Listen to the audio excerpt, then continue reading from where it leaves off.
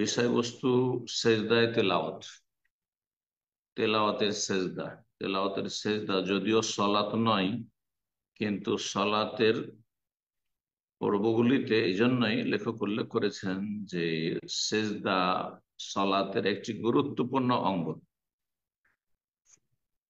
তো তেলাওয়াতের সেজদা সম্পর্কে আজকে সংক্ষিপ্ত আলোচনা, তারপর ইনশাআল্লাহ তাআলা আমাদের ধারাবাহিক প্রশ্ন উত্তর থাকবে। যেসব ভাই বোনরা লাইনে আছেন প্রশ্ন করার জন্য, তাদেরকে আল্লাহ জাযা খায়ের দান করেন এবং আরো বেশি আগ্রহ বৃদ্ধি করেন। বলছেন লেখক, সুজুদুত তেলাওয়াহ, তেলাওয়াতের সেজদার হুকুম প্রথম। হুকমহু, তাহলে তেলাওয়াতের সেজদা আছে প্রথম, এর হুকুম কি? ফরজ, ওয়াজিব, নাকি সুন্নাত, মুস্তাহাব? বলছেন হুকমহু সুন্নাতুন, তেলাওয়াতের সিজদা হচ্ছে সুন্নাত। ফি সালাত ও খারিজাহা, সালাতের ভিতরে হোক অথবা সালাতের বাইরে হোক। সালাত অবস্থায় তেলাওয়াত করছেন আর তেলাওয়াতের আয়াত চলে আসলো, তাতেও সুন্নাত। আর সালাতের বাইরে এমনি তেলাওয়াত করছেন অথবা মনোযোগী হয়ে শুনছেন, তাহলে সেখানেও সুন্নাত। ওয়াজিব, ফরজ নয়। যে কেউ যদি ইচ্ছাকৃত সিজদা তেলাওয়াত না করে তো গুনাহগার হবে, এমন কথা নয়, কোনো গুনাহ হবে না।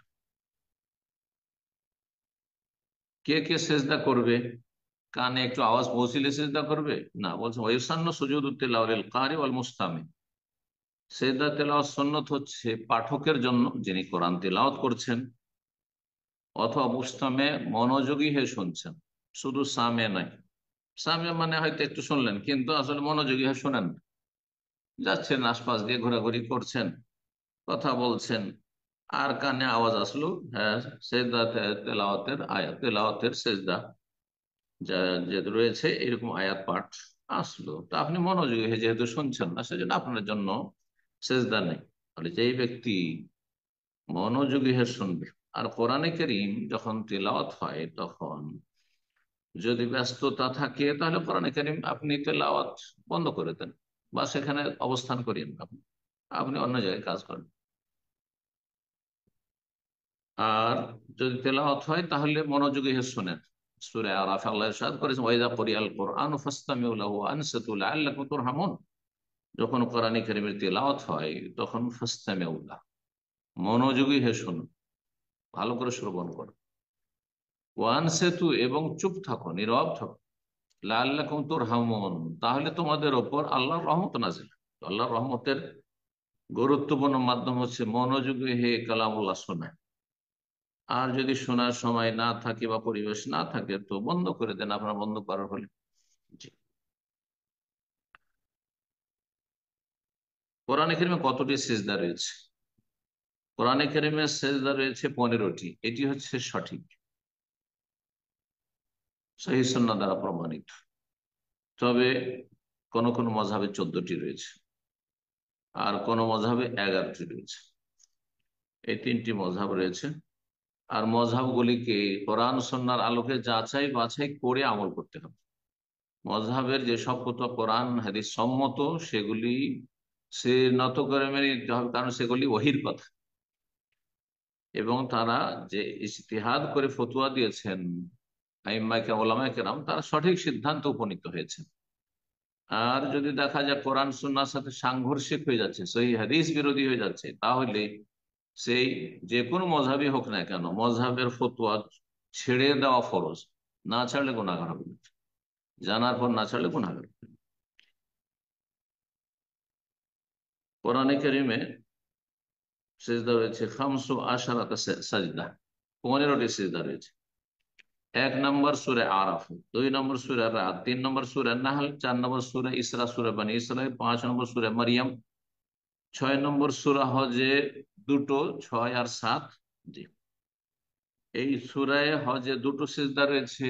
এটি হচ্ছে সমস্ত সালাফি উলামাদের ফতোয়া, ইমাম আহমদ বিন হাম্বলের ফতোয়া, এটি হচ্ছে ইমাম শাফির ফতোয়া। পক্ষান্তরে হানাফি মযহাবে সূরা হজে একটি সিজদা রয়েছে, এই জন্য 15তে একটি কমে গেল। হানাফি মযহাবে সিজদা 14টি, এই জন্য সূরা হজের একটি সেজদা, প্রথম সেজদাটি তাদের কাছে সাব্যস্ত, দ্বিতীয় সেজদা তারা হয়তো তাদের ইমামের কাছে বা তাদের কাছে সেই সময় যখন তাদের মযহাবী কিতাবুল সংকলন হয়েছে হাদিস পৌঁছেনি হয়তো তাদের কাছে, সুতরাং মাজুর।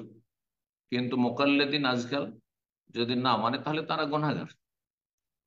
তারা তাহলে সহিহ হাদিসকে ছেড়ে দিয়ে মানুষের মতামতকে প্রাধান্য দিন, সুতরাং তারা গুনাহগার।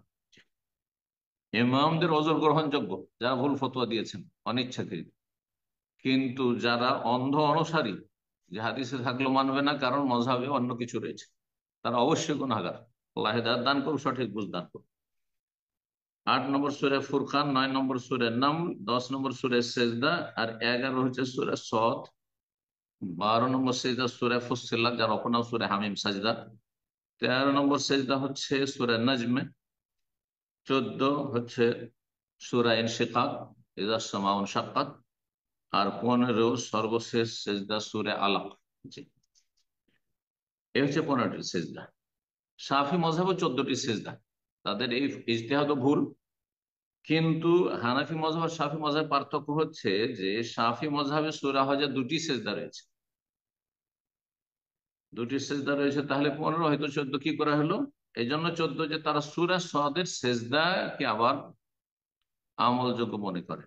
সূরা সূরা সদে যে সেজদা রয়েছে সেই সেজদাটি শাফি মযহাবে সাব্যস্ত নাই, তারা মানেনি, যার ফলে তাদের কাছে 14টি হয়ে গেছে। তাহলে হানাফি শাফি মযহাবে পার্থক্য রয়েছে এইভাবে। তবে দুই মতেই 14টি সেজদা। সঠিক কথা হচ্ছে 15টি সেজদা নবী সাল্লাল্লাহু আলাইহি ওয়াসাল্লাম সাহাবায়ে কেরাম থেকে প্রমাণ। সেজদার যে আয়াতগুলি রয়েছে কোরআনে কারিমে সেগুলি দুই ভাগে বিভক্ত। এক শ্রেণীর আয়াত রয়েছে যেগুলিতে আল্লাহ সেজদা সম্পর্কে কোনো কথা বলতে চেয়েছেন, আখবার, কোন একটি সংবাদ দিয়েছেন। এক শ্রেণীর লোকেরা সেজদা করে আর আরেক শ্রেণীর লোকেরা সেজদা করে না, ইত্যাদি ইত্যাদি। হ্যাঁ, ওয়াইদা করি আলিমুল কোরআনুল ইয়াসজুদুন উদাহরণস্বরূপ। এইভাবে রয়েছে সেজদার আলোচনা রয়েছে সেগুলিতে হবার। দ্বিতীয় প্রকারের সেজদার আয়াতগুলিতে আওয়ামের নির্দেশ রয়েছে, ফাসজুদু লিল্লাহি ওয়াবুদু, যে ওয়াসজুদ ওয়াক্তারিব, সেজদা করো আল্লাহ সান্নিধ্য লাভ করে। ইম্মা খাবরু মিনাল্লাহ, আল্লাহর পক্ষ থেকে সংবাদ রয়েছে, আন সুজুদ মাখলুকাতিহি, হ্যাঁ, যে তার সৃষ্টিকুল তাকে সেজদা করে, অমুমান ও খুসুসান, সমস্ত সৃষ্টিকুল এবং বিশেষ বিশেষ আল্লাহর সৃষ্টি। এইভাবে বর্ণনা করা হয়েছে। তালে তেলাওয়াতকারী জন্য সুন্নাত, ওয়াল মুস্তামি, আর মনোযোগী হয়ে যিনি শ্রবণ করবে তার জন্য সুন্নত হচ্ছে আইয়াতা শাব্বাহাবিহিম, তাদের রঙে রঞ্জিত হবে, তাদের সদৃশ্যতা অবলম্বন করবে, যেহেতু তারা আসমান জমিনে যা কিছু আছে সিজদা করে, যে কোনো সৃষ্টি রয়েছে সিজদা করে, ইত্যাদি ইত্যাদি রয়েছে। এইরকম বিষয়গুলি যেখানে বর্ণনা করা হয়েছে, তো সেখানে তাদের অনুসরণে, সেসব সৃষ্টির অনুসরণে তাদের মতো হেসে সেজদা করবে। ওয়াইমা আয়াত তামর বিশ্বজিদুল্লাহ সুবহানাহু, অথবা কিছু আয়াত রয়েছে যেগুলোতে আল্লাহ সুবহানাহু ওয়া তাআলাকে সেজদা করার নির্দেশ দিয়েছে। ফায়ুবাদিরুলি তাআতুর বিহাযাল, সুতরাং যখন আল্লাহ নির্দেশ দিয়েছেন বা আল্লাহকে সেজদা করার নির্দেশ দেওয়া হয়েছে সেই আয়াতগুলিতে, তাহলে রবের আনুগত্যে সেজদার জন্য লুটিয়ে পড়বে। সেজদা তেলাওয়াত করার পদ্ধতি কি? তকবীর দিয়ে শুরু করবেন না তকবীর দিয়ে শুরু করবেন? আবার সেজদাতে উঠবেন তখন আল্লাহু আকবার বলে উঠবেন না এমনি উঠে যাবেন? বিষয়টি অনেকে জিজ্ঞাসা করেন, আজকে ভালো করে শুনে নেন। সুজুদুত তিলাওয়াত সাজদাতুন ওয়াহিদা, বলছেন যে তেলাওয়াতের সিজদা হচ্ছে একটি সিজদা, দুই সিজদা নয়। তাহলে তেলাওয়াতের সিজদা হচ্ছে একটি সিজদা। এইরকমই শুকরের সিজদা আসছে সামনে সপ্তাহে, শুকরের আলোচনা, একটি সিজদা, কিন্তু সিজদা সহ যে সলাতে ভুল হয়ে যায় এটি সিজদা। সেজদা করার ক্ষেত্রে তকবীরের ক্ষেত্রে তিনটি মত রয়েছে, তিনটি মত রয়েছে। এই তিনটি মত আজকে শোনেন, আর তার মধ্যে কোনটি আমলের ক্ষেত্রে বেশি প্রাধান্যযোগ্য সেটাও শোনা। লেখক অধিকাংশ আইম্মায়ে কেরামদের মত, যে জমহুর, হ্যাঁ, সিংহভাগ ওলামায়ে কেরামদের মতকে এখানে প্রাধান্য দিয়েছেন, সেটাকে আমরা প্রাধান্য দেব।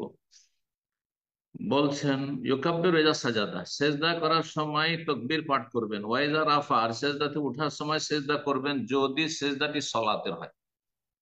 তাহলে অধিকাংশ ওলামাদের মতে সলাতের ভিতরে, নামাজের ভিতরে সেজদায় যাবেন, যখন সেজদায় তেলাওয়াত করছেন আর আয়াত চলে আসলো সেজদার, আল্লাহু আকবার, আর যখন আবার সেজদাতে উঠে আবার তেলাওয়াত শুরু করবেন অথবা রুকুতে চলে যাবেন, তখন আবার আল্লাহু আকবার, যেহেতু আপনি সলাতের ভিতরে আছেন। তাদের দলিল যে নবী সাল্লাল্লাহু আলাইহি ওয়াসাল্লামের হাদিস রয়েছে যে সলাতে নবী সাল্লাল্লাহু আলাইহি ওয়াসাল্লাম ইউকাব্বিরু ফি কুল্লি খাফদিন ওয়া রাফিন। নবী সাল্লাল্লাহু আলাইহি ওয়াসাল্লাম আমল ছিল যে সালাত অবস্থায় যে কোনো নড়াচড়াই, ফি খাফদিন ঝুঁকলেও তাকবীর পাঠ করতেন, আর রাফা উঠলেও আল্লাহু আকবার পাঠ করতেন, তাকবীর পাঠ করতেন। একমাত্র সামি আল্লাহু লিমান হামিদা রব্বানা ওয়া লাকাল হামদ এটি ব্যতিক্রম। এছাড়া আপনি যখনই নড়াচড়া করবেন আল্লাহু আকবার।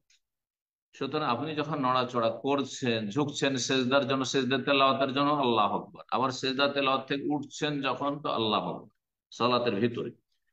কিন্তু যখন সালাতের বাইরে আপনি এমনি তেলাওয়াত করছিলেন বা তেলাওয়াত শুনছিলেন, আর সালাত অবস্থায় না আপনি সেজদা করছেন, তাহলে তকবীর দেবেন না। বলছেন ওয়াইজা সাজাদা খারিজা সালাহ, সালাতের বাইরে যদি সেজদা দেন, সাজাদা বেলা তাকবীর, সেজদার শুরুতেও তকবীর নাই আর সেজদা করার পরেও তকবীর নাই। সাজাদা বেলা তাকবীরিন ওয়ালা তাশাহুদিন ওয়ালা তাসলিম, তাহলে তাতে তকবীরও নেই, আত্তাহিয়াত তাশাহুদও নেই, আর সালাম ফিরাও নেই।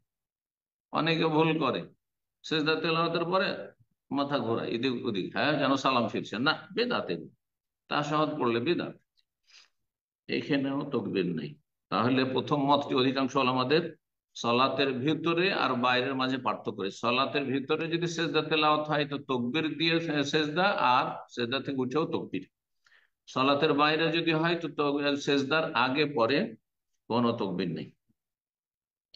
দ্বিতীয় মত হচ্ছে ইমাম শাফি রাহিমাহুল্লাহ আর বেশ কিছু তাবেঈদের মত, ইবনে সিরিন রাহিমাহুল্লাহ বলছেন যে সলাতে হোক আর সলাতের বাইরে হোক, নামাজ অবস্থায় হোক আর নামাজের বাইরে তেলাওয়াত হোক, যখন তেলাওয়াতের সেজদা করবেন তখন তকবীর দিয়ে শুরু করবেন আর তকবীর দিয়ে শেষ করবেন, আল্লাহু আকবার দিয়ে সেজদা, আবার আল্লাহ আকবার বলে সেজদাতে উঠবেন। এটা হচ্ছে শাফি মাযহাব। প্রত্যেকে আপন আপন দলিল বা ইজতিহাদ যুক্তি পেশ করেছেন, স্পষ্ট কিছু না থাকার কারণে বিষয়টিতে ইখতিলাফ হয়েছে। তৃতীয় মত ইমাম আলবানী রাহিমাহুল্লাহ, তিনি বলছেন যে এই তকবীর নেই, সেজদা তেলাওয়াতের ক্ষেত্রে তকবীর সালাতের ভিতরে হোক আর সালাতের বাইরে হোক নেই। আর সালাতের ভিতরে যে দলিল পেশ করছেন অধিকাংশ ওলামারা বলছে এটা সলাতে, কিন্তু সেজদা তেলাওয়াতের ক্ষেত্রে তো কোনো দলিল আমাদের কাছে নেই, সুতরাং সেটা তো তকবীর, তিনি বলছেন তকবীর দিতে হবে না, এমনিতে তাহলে সেজদায় চলে যাবে। কিন্তু এতে গোলযোগ হবে, পেছনের লোকের মুক্তাদিরা বুঝতে পারবে না যে কোথায় গেছে। তো তকবীর শোনার পরে বুঝতে পারে অনেক, কারণ অধিকাংশ মুসল্লিরা তো জানে না যে কোন আয়াতে সেজদা আছে আর না আছে, এটা সমস্যা অবশ্য হবে। আর তেলাওয়াত যদি সালাতের বাইরে, নামাজের বাইরে হয় তাতেও তকবীর নাই। আলবানী রাহিমাহুল্লাহ এটা বলেছে, কারণ যে হাদিসটিতে এমনি তেলাওয়াতের ক্ষেত্রে তকবীরের কথা রয়েছে সেই হাদিসটি আবু দাউদের জয়ীফ, সেই জন্য তিনি বলছেন না, মোটেই তাতে তকবীর নেই। আল্লাহ তাআলা সেজদা তেলাওয়াতের ফজিলত সম্পর্কে কিছু হাদিস রয়েছে, তার মধ্যে একটি হাদিস কালা রাসূলুল্লাহ সাল্লাল্লাহু আলাইহি ওয়াসাল্লাম বলেন, আবু হুরায়রা বর্ণনাকারী, ইযা কারা ইবনু আদম সাজদা, যখন আদম সন্তান সেজদার আয়াত তেলাওয়াত করে, ফাসাজাদা তারপরে সেজদা করে, সেজদা তেলাওয়াত করলে তাহলে ফজিলত, এতাজালা শয়তান ইয়াবকি, তখন শয়তান দূরে সরে গিয়ে কান্না করতে শুরু করে। জিন শয়তান কাঁদতে থাকে, ইবলিস শয়তান কাঁদতে থাকে, ইয়াকুল বলে ইয়া ওয়াইলা, হায় সর্বনাশ, হায় দুর্ভোগ, অফির ইয়া ওয়াইলি, হায় আমার সর্বনাশ, ওমেরা ইবনু আদম বিস সুজুদ, আদম সন্তানকে সেজদা নির্দেশ দেওয়া হয়েছে যে আয়াতে, যে সেজদার আয়াত সেগুলোকে সেজদা করো, ফাসাজাদা সুতরাং তারা সেজদা করছে, ফালাহুল জান্নাহ সুতরাং আদম সন্তানের জন্য জান্নাত রয়েছে, ওমের তো বিশ্বজুদ আর আমাকে সেজদা নির্দেশ দেওয়া হয়েছিল আদমকে উসজুদু লিআদম ফাআবাইতু, কিন্তু আমি অস্বীকার করেছিলাম। অহংকার এবং হিংসা বশত, অহংকার আর হিংসা মানুষকে ধ্বংস করে, এই দুটো রোগ হচ্ছে ইবলিস শয়তানের রোগ এবং সর্বপ্রথম প্রাচীন রোগ। তো ফালিয়ান্নার, সুতরাং আমার জন্য জাহান্নাম, হাই আমার জন্য জাহান্নাম, হাই হাই করে তো লাভ নাই। জি, তওবার দরজা ইবলিস শয়তানের সামনে বন্ধ হয়ে গেছে। জি, আখরাজা মুসলিম, হাদিস সহিহ মুসলিমে রয়েছে 81 নম্বর হাদিস। আর একটা মাসলা লেখক বলছে, ইজা সাজাদাল ইমাম লাজিমাল মামুম মুতাবিআতুহু, নামাজের ভিতরে আছেন, ইমাম সেজদায় গেল, তখন মুক্তাদির জন্য আবশ্যক অনুসরণ করা। মুক্তাদির তখন আর কোনো অপশন নেই যে সেজদা তেলাওয়াত সুন্নাত ইমাম করুক, আমরা এমনি দাঁড়িয়ে থাকবো, না, চলবে না, সেজদা করতে হবে। ওয়ালা ইউকরাহু লিল ইমামি কিরাআতু আয়াতিন আও সূরাতিন ফিহা সাজদা ফি সালাতিন সিররিয়া। সালাত, নামাজ দুই রকম, সিররি যাতে মনে মনে তেলাওয়াত, যেমন যোহর আসরে, আর জাহরি যেমন মাগরিব এশা ফজর। তো জোহর আসরে যদি সে আ- এমন আয়াত তিলাওয়াত করে ইমাম সূরা ফাতিহার পরে যাতে সেজদা রয়েছে সূরা আলাক ধরে, তো জায়েজ, কোনো অসুবিধা নেই, জায়েজ। আর যদি সেখানে সেজদা করে, তাহলে মুক্তাদিকে ধরে নিতে হবে যে নিশ্চয়ই ইমাম তেলাওয়াতের আয়াত পাঠ, মানে যে সেজদা তেলাওয়াতের আয়াত পাঠ করেছেন, সুতরাং তিনি সেজদায় গেলেন, তারাও সেজদায় চলে যাবে, সেটা শুনতে পাক আর নাই পাক। আর যদি ইমাম মনে করে যে মানুষকে আমি ডিস্টার্ব করব না, সুতরাং জোহর আসরে আমি সেজদার আয়াত পাঠ করলাম, আমি সেজদায় গেলাম না, তাতে কোনো দোষ নেই, কারণ সেজদায় তেলাওয়াত সুন্নাত। আর একটা মাসলা বা বিষয়, সেটা হচ্ছে সেজদা তেলাওয়াতের জন্য বিশেষ কোনো দোয়া আছে কিনা, বা বিশেষ কোনো তসবিহ আছে কিনা। প্রথম কথা, সেজদা তেলাওয়াতের ক্ষেত্রে সাধারণ তসবিহ পড়াই যথেষ্ট। সুবহান রাব্বিয়াল আলাই হোক, অথবা সুবহানাকা আল্লাহুম্মা রাব্বানা ওয়া বিহামদিকা আল্লাহুম্মা ইগফিরলি হোক, অথবা সুবহান কুদ্দুস রব্বুল মালাইকা ওয়ার রূহ হোক। আর এক দুটি দোয়া এই মর্মে রয়েছে, এক দুটি দোয়া এই মর্মে রয়েছে, সেগুলি পড়লে ভালো। বলছেন ইয়াকুলু ফি সুজুদি তিলাওয়াত মা ইয়াকুলু ফি সুজুদি সালাহ, নামাজের সেজদায় যেই তসবিহ পাঠ করেন সেই তসবিহ পাঠ করবে তেলাওয়াতের সেজদায়, যেমন সুবহান রাব্বিয়াল আলা, সুবহানাকাল্লাহুম্মা রাব্বানা ওয়া বিহামদিকা আল্লাহুম্মা ইগফিরলি, ইত্যাদি ইত্যাদি। সহিহ মুসলিম আর আবু দাউদ একটি হাদিস রয়েছে, সহিহ মুসলিমের 771 নম্বর আর আবু দাউদের 760 নম্বর হাদিস। সেই দোয়াটি আমাদের দেশে, বিশেষ করে আহলে সমাজে অনেক প্রচলন রয়েছে। আর মনে করে যে এটা বাধ্যতামূলক, না, বাধ্যতামূলক নয়, আপনি সুবহানাল্লাহ আল্লাহ দিয়ে সেরে নিতে পারেন। কিন্তু যদি কেউ পড়ে, ভালো পড়লেন। সাজাদা ওয়াজহি লিল্লাযী খালাকা ওয়া সাওয়ারাহু ওয়া শাক্কা সামাহু ওয়া বাসারাহু বিহাওলিহি ওয়া কুওয়াতিহি তাবারাকাল্লাহু আহসানুল খালিক। সাজাদা ওয়াজহি, আমার মুখমণ্ডল সিজদায় অবনত হয়েছে, লিল্লাজি, সেই সত্তার উদ্দেশ্যে, খালাকাহ, যিনি আমাকে সৃষ্টি করেছেন বা আমার চেহারা সৃষ্টি করেছেন, ওয়াসাওয়ারাহু, এবং আমাকে সুন্দর রূপ দিয়েছেন বা গঠন দিয়েছেন, ওয়াসাক্কা সামআহু, এবং তাতে শ্রবণ শক্তি যে রয়েছে আমার, মানে কান রয়েছে, তা বিদীর্ণ করেছেন, অবাসারাহু, চক্ষু রয়েছে, দৃষ্টি শক্তি, তা বিদীর্ণ করেছেন আল্লাহ রাব্বুল আলামিন, সেটাও দান করেছেন, বেহাউলিহি ওয়া কুওয়াতিহি, তার ক্ষমতা এবং তার শক্তিতে। আমার কোনো ক্ষমতা ছিল না শোনার বা দেখার। তাবারাকাল্লাহু আহসানুল খালিকিন, বরকতময় সেই সত্তা, যে সে আল্লাহ, যিনি সবচাইতে উত্তম সৃষ্টিকারী, মানে উত্তম রূপ দানকারী, আকার দানকারী। এই দোয়াটি পড়া যেতে পারে এবং হাদিস সহিহ। আর একটি দোয়া রয়েছে তিরমিজি ইবনে মাজাহ, আল্লাহ মাকতুবলি বিহা ইনদাকা আজরান ওয়া দা'আনি বিহা ওয়িজরান ওয়াজআলহা লি ইনদাকা যুকরান ওয়া তাকাব্বালহা মিন্নি কামা তাকাব্বালতা মিন আবদিকা দাউদ আলাইহিস সালাম। এই হাদিসটি হাসান, তিরমিজিতে 579 নম্বর এবং ইবনে মাজার 1053 নম্বর হাদিস। হাদিসটি আমলযোগ্য। হে আল্লাহ, আল্লাহুম্মা উকতুবলি বিহা ইনদাকা আজরান, এই সেজদা তেলাওয়াতের বিনিময়ে তোমার কাছে আমার জন্য নেকি লিখে দাও, পারিতোষিক লিখে দাও। ওয়াদা আন্নি বিহা বিজরান, আর এই সেজদা তেলাওয়াতের মাধ্যমে আমার গুনহার বোঝাকে নামিয়ে দাও। ওয়াজআ আলহালি ইনদাকা যুকরান, আর এই সেজদাকে তোমার কাছে আমার জন্য সঞ্চিত সম্পদ হিসাবে রাখো। ওয়া তাকাব্বালহা মিন্নি, আর এই সেজদা তেলাওয়াত আমার পক্ষ থেকে সাদরে গ্রহণ করো। কামা তাকাব্বালতা, যেমন তুমি সাদরে গ্রহণ করেছো, কবুল করেছো তোমার বান্দা দাউদ আলাইহিস সালামের সেজদা। দাউদ আলাইহিস সালাম যে তিনি সেজদা করেছিলেন, সূরা সদে রয়েছে, সেদিকে ইঙ্গিত করা হয়েছে। সর্বশেষ মাসলা, যে তেলাওয়াতের সেজদার জন্য পবিত্রতা শর্ত, উযু শর্ত। তেলাওয়াতের জন্য যখন উযু শর্ত নাই, তাহলে তেলাওয়াতের সেজদার জন্য উযু শর্ত নাই। কিন্তু যদি উযু অবস্থায় থাকে তেলাওয়াতে এবং সেজদা, তেলাওয়াতে ভালো। বলছেন ওয়াসান্ন সুজুদ তিলাওয়া আলা তাহারা, পবিত্রতা অবস্থায় তেলাওয়াতের সেজদা করা সুন্নাত। ওয়াজুজুল মুহদিস, যেই ব্যক্তি উযুবিহীন, উযু নেই যার, তার জন্য জায়েজ সেজদা করা। এমনকি ঋতুবতী মহিলা, কোরআন মুখস্থ যারা জায়েজ বলছেন পড়া, পড়ছে অথবা শুনছে মনোযোগী হয়ে, সেজদায় তেলাওয়াত শুনলো, এমন আয়াত শুনলো যাতে সেজদা রয়েছে, তাহলে